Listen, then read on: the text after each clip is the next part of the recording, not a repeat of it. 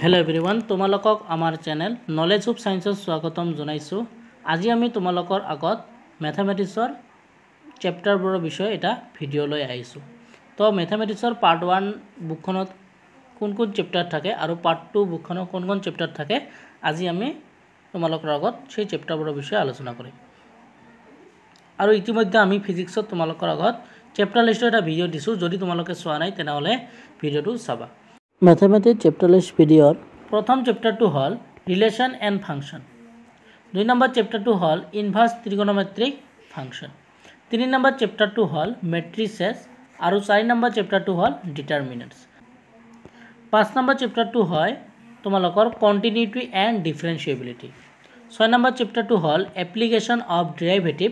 एतिया तुम्हारा 1 পৰা 6 লৈকে 1 পৰা 6 লৈকে এইবোৰ তোমালোকৰ मैथमेटिक्स पार्ट 1 है। तो 1 পৰা 6 লৈকে ইয়াতে তোমালোকৰ কি হয় তোমাৰ मैथमेटिक्स पार्ट 1 है। এইবোৰ তোমালোকৰ पार्ट 1 যিখন বুক আছে সেই বুকবোৰৰ চেপ্টাৰ হয় এপ্লিকেশন অফ ডেৰিভেটিভ লৈকে। এতিয়া তোমালোকৰ 7 নম্বৰ যিটো চেপ্টাৰ আছে integral, application of integrals, differential equation আৰু ভেক্টৰ এলজেব্ৰা। তাৰ পিছত আছে 3 dimensional geometry, linear programming, probability. এইকেইটা চেপ্টাৰ হয় তোমাৰ मैथमेटिक्स पार्ट 2।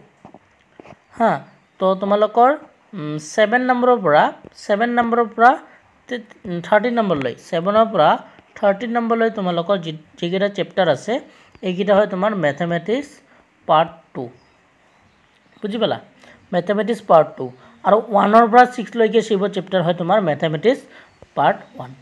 আৰু তোমালোকক যদি সেই চেপ্টাৰবোৰৰ পৰা কিমান মাৰ্ক থাকিব হা, तो यार যদি সিলেবাসৰ ভিডিওটো তোমালোকে চাব লাগে তেনেহলে তোমালোকক আমি এটা ভিডিওতে ফিজিক্স আৰু ম্যাথমেটিক্সৰ দুটাৰে আমি সিলেবাসখন ডিসকাস কৰি দিছো। তোমালোকে অলপ গলে তোমালোকে চাব পাৰিবা আৰু ডেসক্ৰিপচনত আমি সেই দুটা ভিডিওৰ লিংক দি দিম, তোমালোকে চাবা।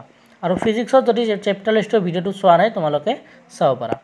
ভিডিওটো দিতে অলপ দেৰি হল, সো তোমালোকে আমাৰ ডেসক্ৰিপচনৰ হোৱাটসঅ্যাপ গ্ৰুপৰ লিংক দিয়া আছে, তাত তোমালোকে জয়েন হ'বা। কিবা যদি তোমালোকৰ খুদিব লাগে তোমালোকে আমাক খুদিব পাৰা। সো ভিডিওটো আজি ইয়াতে সামৰিছো। তো ভিডিওটো চোৱাৰ জন্য তোমালোকক সবাইকে ধন্যবাদ জনাইছো।